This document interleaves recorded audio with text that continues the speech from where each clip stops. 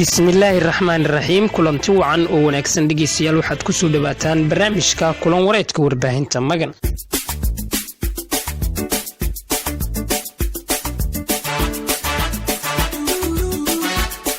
musbaaxdii dunidiyo magan weeye warbaahine magan radio oo warbaahin magac dheero malaayiinta islaamkiyo mujtamacaadka dhegaystaba waatay ka maqsuudeen oo magan u wada hambaliyeen radio magan waa idaacad ka hadasha baahinta afkaarta ummadda Soomaaliyeed kooda samaha jecel radio magan radio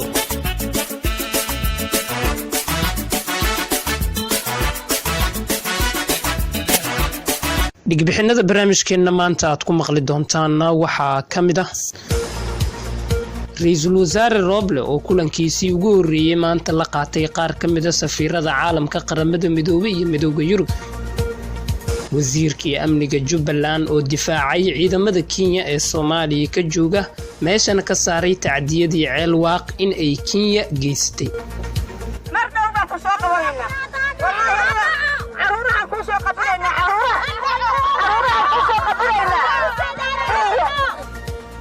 degmada Caabud Waaq ee gobolka Galgaduud waxaa ka dhacay dibadbax lagu muujinayay sida ay shacabka Caabud Waaq kaga xun yihiin xasuuqii Kenya ay ka geysatay gobolka Gado Soomaaliya ku takrifal intii yaro awood oo ay isbidayso ee Soomaaliya laakiin Soomaaliyeena aqoonin Soomaali waxa weeye iyadoo sidan iyo si kasi tawar yara ayaan anaga Nairobi ku soo quraacan karnaa waa hadii ay naga gasho xildhibaan Daahir Amiin Jeesow oo ku goodiyeenay Soomaaliya ay qabsan doonto Kenya waa hadii aysan joojin xadgudbiyada ka dhanka ah shacabka ku sugan gobolka Gado gudoomiyaha gobolka Banaadir oo xalana kulan kula qaatay safiirka midowga Yurub ee u fadhiya Soomaaliya iyo qarax ka dhacay degmada Walaweyn qasaare soo gaarsiiyay ciidanka militariga Soomaaliya ee halkaasi ku sugan gabagabada barnaamijkan waxaad maqli doontaan heestan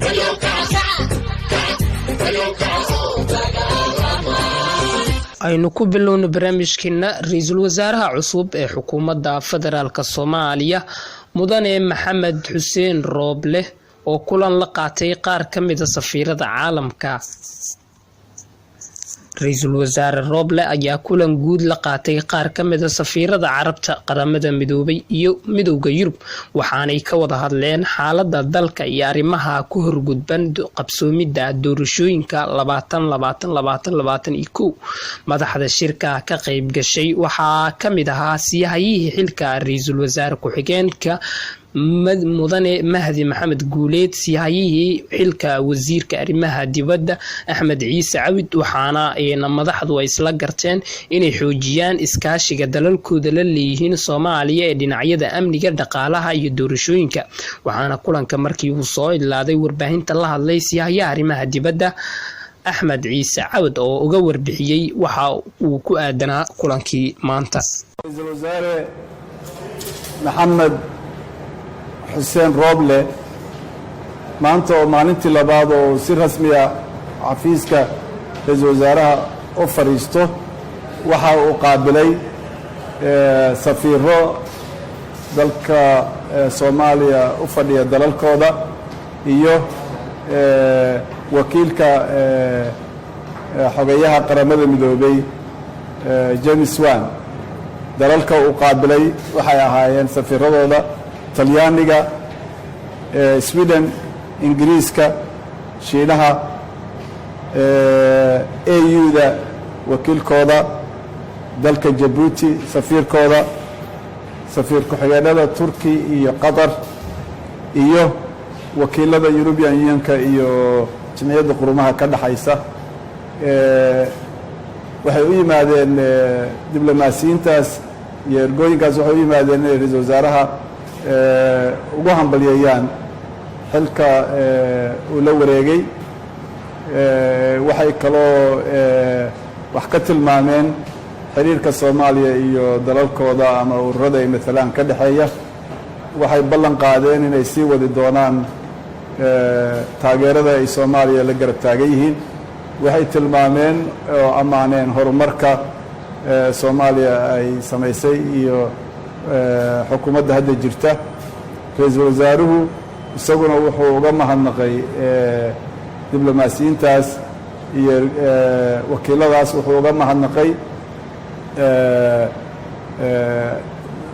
ziyaaradooda iyo hambalyada ay u jeediyeen isaga iyo taageerada joogtada ay la garab taagan yihiin ummadda Soomaaliyeed iyo xukuumadda Soomaaliyeed. wuxuuna ballan qaaday in dowladda Soomaaliya ay sii wadi doonto maxaa la yidhaahdaa xiriirka iskaashiga ah ay la leedahay dalalkaas iyo hay-adahaas.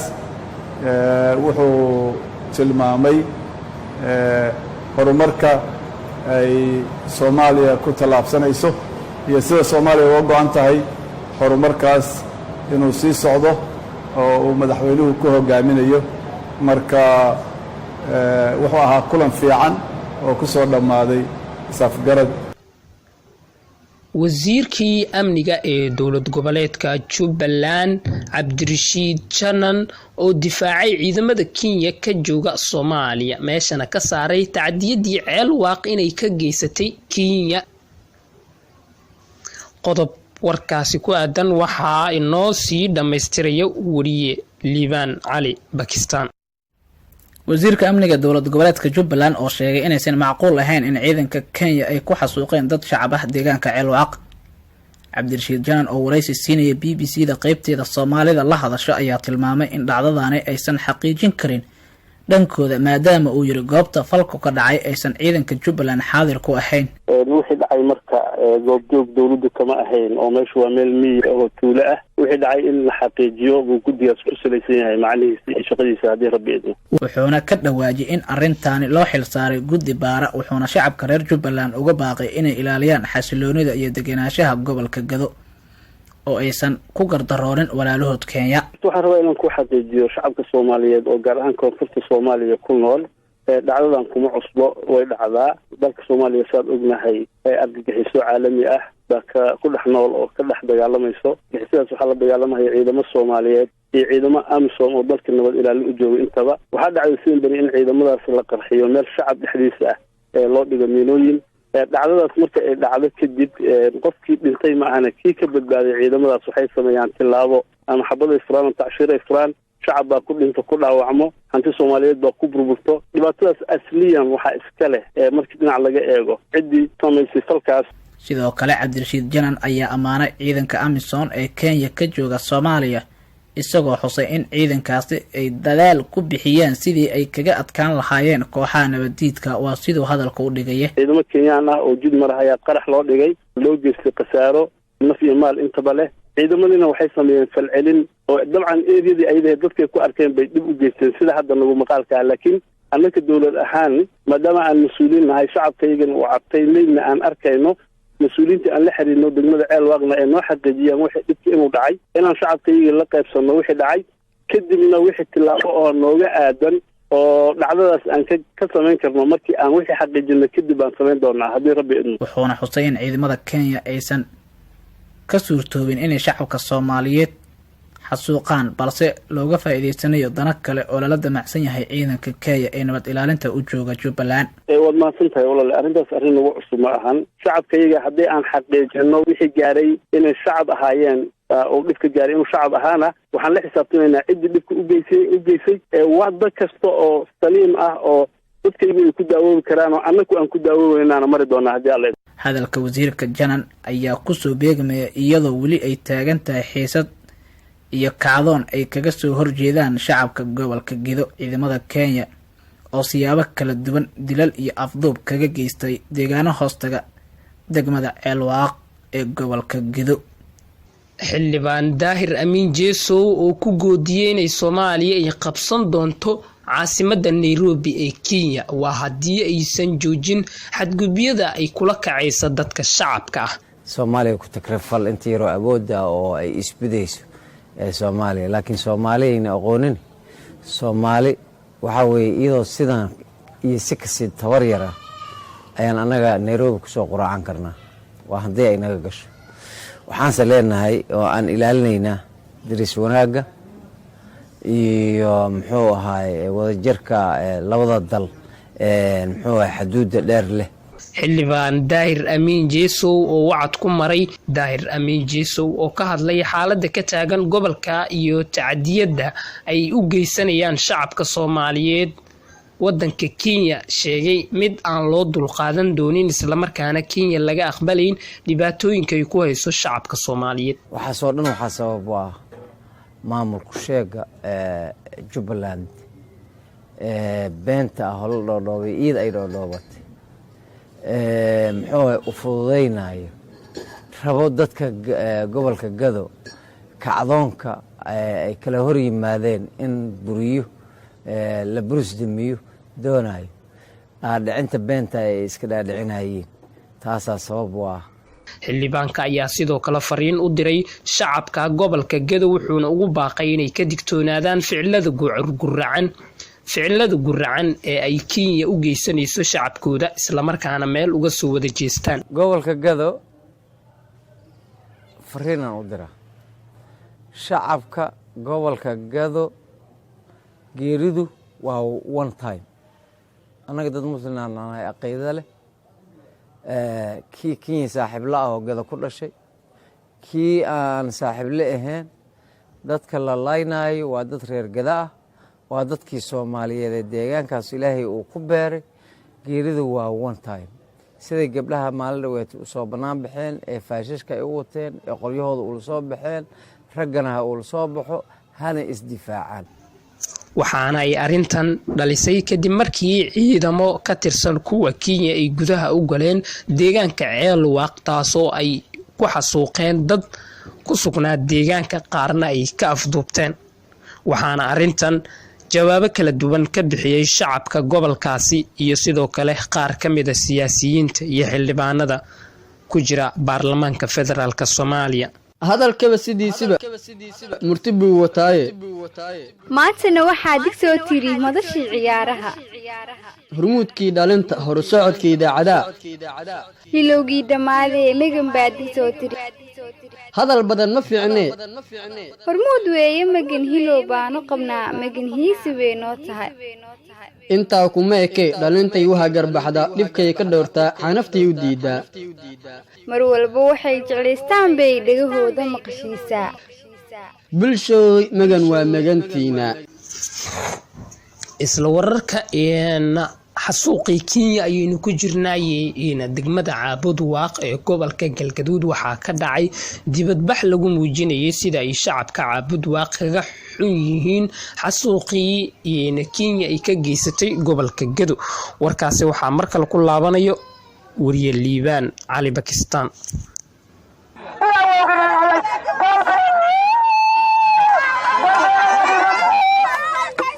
shacabka degmada Caabudwaaq ee gobolka Galgaduud oo muujiyay sidii ay kaga xun yihiin xasuuqii loo geystay shacabka reer Ceelwaaq ee gobolka Gado. dadyo careysan oo u badnaa haween iyo caruur ayaa dibadbax ka dhigay fagaaro ku yaala degmada Caabudwaaq ayagoo sheegay inay diyaar u yihiin la dagaalanka Kenya. waxayna dowladda federaalka ugu baaqeen in si degdeg ah jawaab adag kaga bixiso ficilladii arxan darrada ahaa ee Kenya u geysatay dadka shacabka ah oo ku sugnaa Ceelwaaq.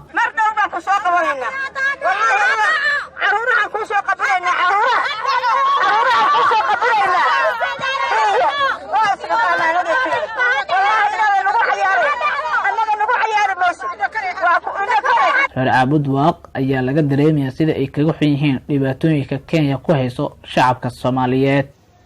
gudoomiye Filish oo kulan la qaatay safiirka midowga Yurub ee u fadhiya Soomaaliya. haynoo sii dhameystiro wariye Liibaan Xasan. gudoomiyaha gobolka Banaadir ahna duqa magaalada Muqdisho Cumar Maxamed Cumar Filish ayaa kulan gaar ah la qaatay safiirka midowga Yurub u fadhiya Soomaaliya Ambassador Nicholas Barlenka Mertens. gudoomiye Cumar Filish iyo safiir Nicholas Barlenka ayaa inta kulankooda socday uga wada hadlay arrimo kala duwan ay ka mid yihiin xoojinta sidii loo dhaqaajin lahaa taageerida mashaariicda kala duwan ee ka socda caasimadda dalka ee Muqdisho. gudoomiyaha gobolka iyo safiirka ayaa si gaar ah iskula meel dhigay dhaqaajinta mashaariicda dhaqaalaha dibadhiska iyo horumarinta nolosha dadka barakacayaasha ee ku sugan caasimadda kulankan dhexmari cumar maxamuud maxamed cumar filish iyo safiirka midooda yurub ee soomaaliya goobjoog ka ahaa xubno ka tirsan maamulka gobolka banaadir iyo mas-uuliyiin kale.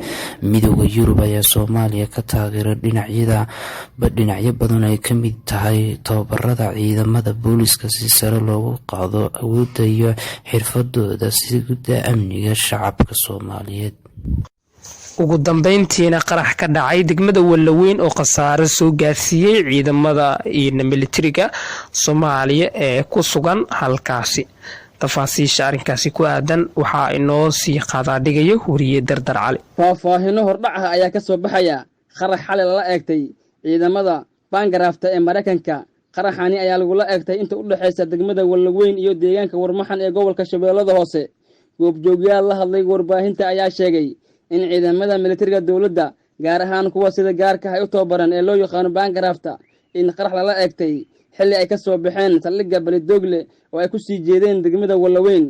inta la xaqiijiyay laba askari oo ka tirsanaa ciidankaasi ayaa ku dhintay qaraxa waxaana ku dhaawacmay askar kale sida ay xaqiijiyeen dadka deegaanka Warmaxan.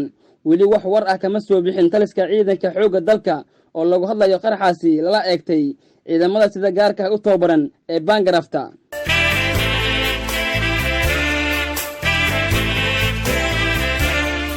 hagaaga dhegeystayaal waxaanu isla soo gaarnay guntii iyo gabagabadii barnaamijkii kulan wareedka warbaahinta Magan oo maanta idinkaga imaanayay xarunteena Muqdisho. intaynu dib u kulmi doono barnaamijkan kiisa xiga waxaanu idinkaga tageynaa mid ka mid ah kaalimaha suugaanta ee aan hordhaceeda idinkugu maqashiinay bilowga barnaamijkeena.